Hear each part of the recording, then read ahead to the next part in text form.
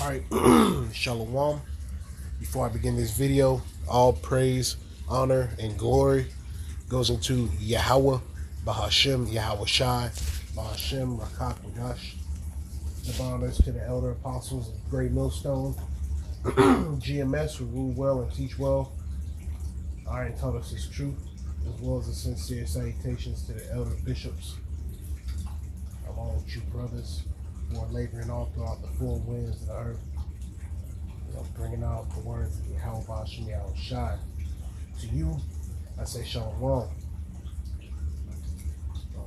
And the title of this lesson, the spirit and power of Yahweh Bashem Yahweh Shai, is Babylon the Great disrupting the oil supply is angering the nations. All right, because you have the constant talks about, the opening and the closing of this strait, and things are continuing to heat up. They are continuing to, push farther and farther ahead to the point where, okay, they opened up the strait, but, they only let so many tankers in. And then the tankers are having a hard time because it's it's basically like being a bull in a china shop. If you go a little bit to the left, America on your ass. If you go a little bit to the right, Iran on your ass. So you might, just drift off a couple of, yards to the left or to the right and just ultimately, start all sorts of conflict. It's continuing to heat up, and this situation isn't going anywhere. These things are only increasing conflict, right? The back and forth between the different nations. So I'm gonna just play some of this video and then go through the article. Lord's will is edifying. State media says that explosions were just reported on Iran's Karg Island. This is where 90% of Iran's oil exports are processed. We have not yet confirmed this with Israeli or American sources, but again, Iranian state media says that explosions were just reported on Iran's Karg Island. Karg Island just got hit. That's 90% of Iran's oil exports. The Pentagon called it its military targets only. I'm going to tell you what that actually means and why the oil terminal might be next. Karg Island is getting hit right now. United States forces are striking Iran's most valuable piece of real estate on the planet. And the timing is no accident. Trump's deadline to reopen the Strait of Hormuz expires tonight at 8 p.m. Eastern. And the bombs are already falling before the clock even runs out. Here's what Karg Island actually is. This tiny little piece of coral rock, 20 miles off the Iranian coast, barely the size of a third of Manhattan, handles 90% of Iran's oil exports. 90%. Every barrel Iran sells to China, every dollar that funds the IRGC, every weapon they ship to their proxies, it all flows through Karg Island. You cut off Karg Island, you don't just hurt the regime, you starve it. And Trump has wanted this moment for almost 40 years. He told The Guardian, one bullet shot at one of our men or ships, I'd do a number on Karg Island. That was 38 years ago in that interview. He's president now and the bombs are dropping. But here's the question nobody can answer right now.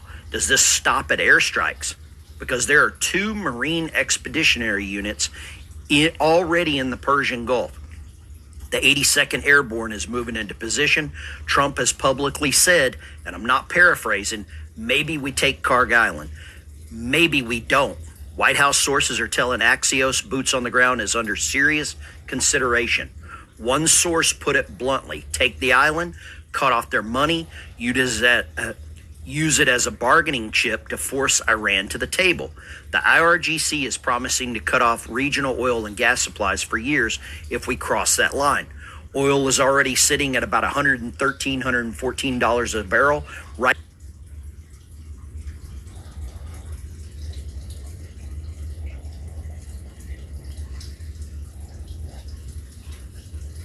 Click started.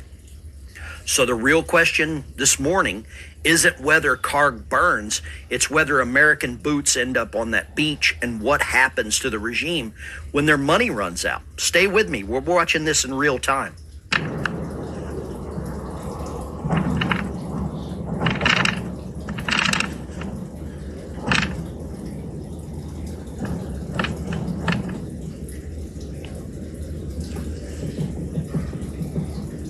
So you see here, this is an image of Karg Island, smoke billowing out.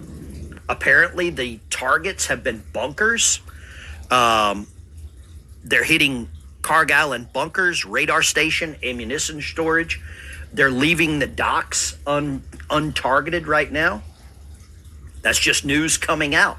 But I am under the assumption that the president is putting the pressure on this island right now because of this looming deadline tonight, this 8 p.m. deadline Eastern time.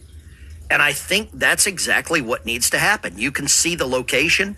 Karg Island's just across the water from Kuwait, probably about 150 miles across there. It is the absolute pearl of what they want. And this attack, we knew it was going to happen. We knew that the president wanted to put real pressure on the Iranian regime, and the only pressure that they understand is intimidation, is power. That's what the Iranians, that's what most of the Middle East understands. And right now, that's exactly what they're getting. They are getting basically what they've been doing to the rest of the world, leveraging the Strait of Hormuz with these $2 million bounties coming through. You can see more footage here coming out of Karg Island. The smoke is billowing. This is more of what's yet to come. And I don't think Trump is going to take his foot off the gas right now. The United States holds all of the cards. We control the airways. We control the water. And it seems like the only thing Iran really controls is their own destiny. The president has made no qualms about it, that he is not going to allow Iran to have a nuclear weapon. And I don't believe he's going to allow Iran to control the world's economy anymore. So Iranian state media says that explosions were just reported. Don't wait a damn minute.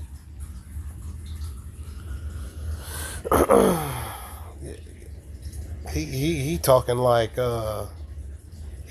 Iran running the show. We all know that Babylon the Great, aka America, is the top, world economy, is the top power when it comes to everything. So, typical. Esau Edom constantly wanting to play the victim, while simultaneously being, the predator in the situation.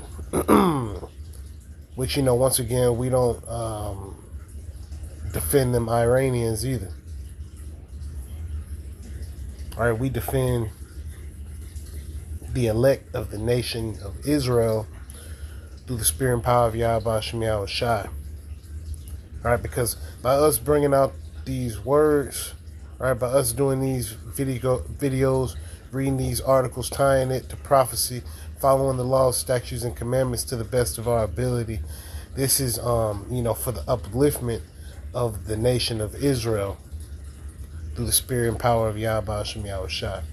And it's easy to see that, the heathen is carnal, right? Constantly talking about blowing this up, doing this, doing that. Yet, we're talking about assembling ourselves through the Spirit, Salakia. Assembling ourselves through the Spirit. So let me go ahead and get a quick precept on that came to mind.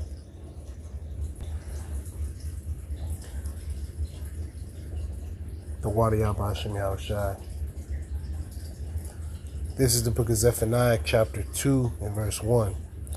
Gather yourselves together, yea, gather together, O nation not desired.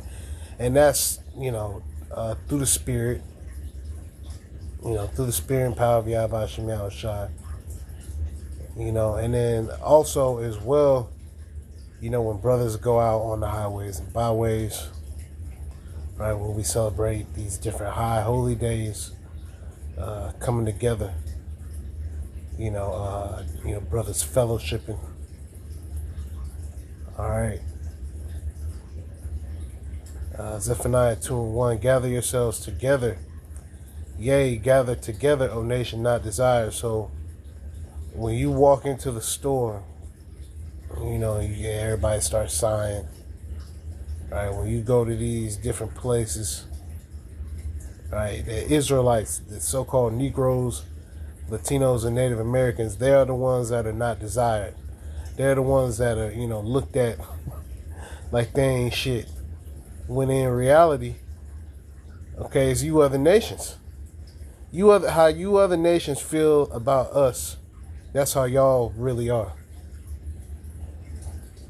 And once again, throughout this conflict, between Babylon the Great and Iran, and also, now NATO, the EU, there's been no mentioning about the so-called Negroes, Latinos, and Native Americans and how this is impacting them.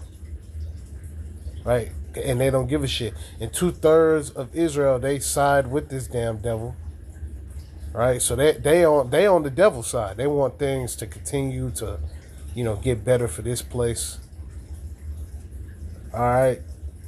And that's how you know that 2/3 of our people ain't right. Here it is, you getting your damn head stomped every time you turn around. You can't even go to pump gas at the gas station without getting harassed, getting pulled over. Everybody looking at you crazy like you got 8 heads. You a nation that's not desired, yet you desire Esau.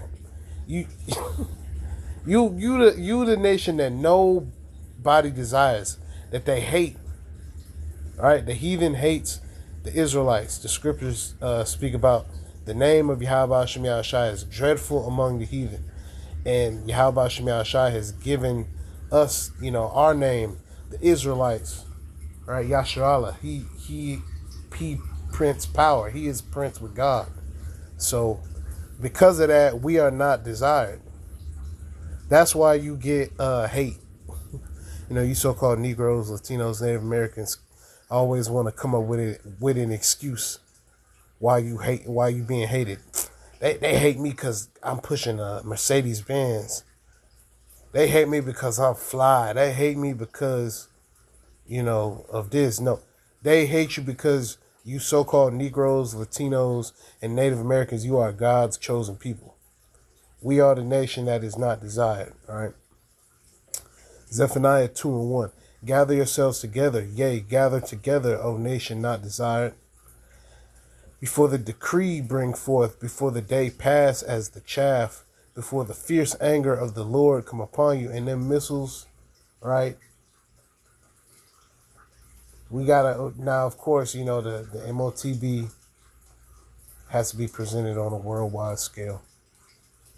Yet we know eventually them missiles is gonna touch down on Babylon the Great. Intercontinental nuclear ballistic missiles shot off by all the other nations.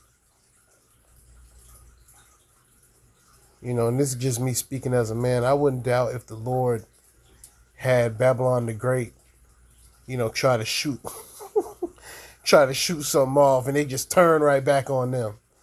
They try, here it is, they getting shot with all types of stuff. They gonna, we gonna try to, send something back, and they just U-turn on you. Once again, just speaking as a man. But we know for a fact that them arrows is coming from them other nations. Right? And the scriptures speak about we know in part and we prophesy in part.